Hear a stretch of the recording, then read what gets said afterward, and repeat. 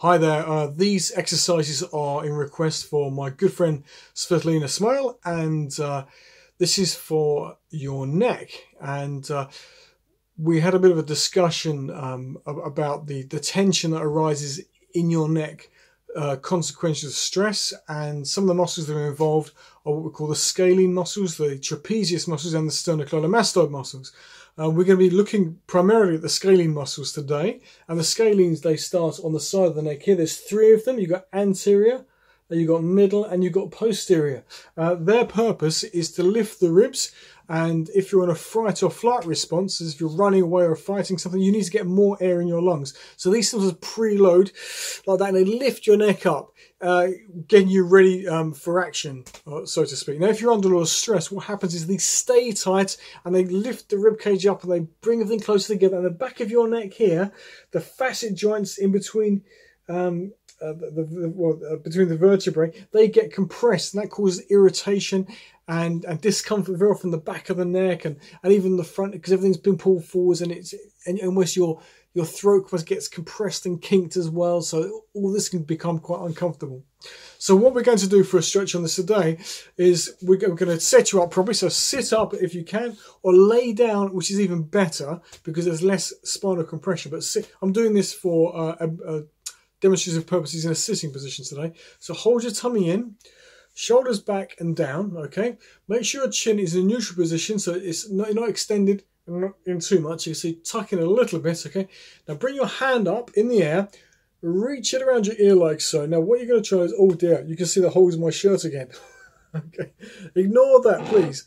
Let your head drop to the side, okay? And what you're going to do is you're not going to push it downwards, you're going to push it that way, okay? So you're going to almost pull the neck towards the ceiling. So you're taking the spinal compression off, not on. Because what can often happen is if you're pulling your head down, this side will become compressed, okay? So what happens here is you're going to chin to chest, just a little bit there. So you've got a nice straight neck, head to the side, supported by your arm. So it's not just dropping down like that, okay? And then you're going to just pull. So you should feel a nice stretch down the side here, okay? And you can actually see some of my scalenes coming out here like that, okay? And a bit of the trapezius, of course. If you have your head forward slightly, the hips trapezius more on the posterior scalene. If you're more to the centre, you even get a bit of sternocleidomastoid kicking in as well. But you can work through all three angles. So you could start off in a middle position, and then a bit of sternocleidomastoid, and then of course a bit of trapezius like so. Spend a good 30 seconds at least on each side. Do both sides, of course, again like so. So hands in the air, head to the side. Rest your head on your arm. Remember to pull in this direction, not this direction. And of course shoulder is down and back and relaxed.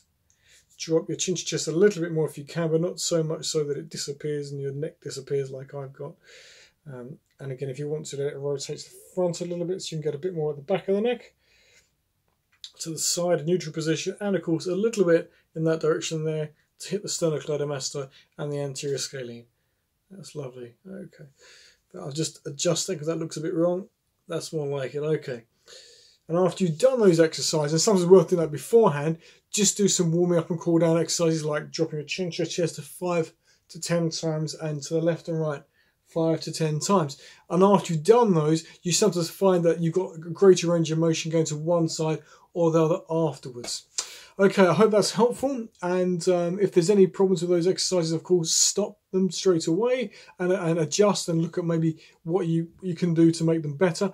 But if you can, like I said, do them laying down on your back, because there's going to be less spinal compression and it'll be a lot more comfortable. But like I said, if you don't have the opportunity to lay down, sitting is almost as good as I've done today. Thank you very much. Speak to you soon. Bye-bye.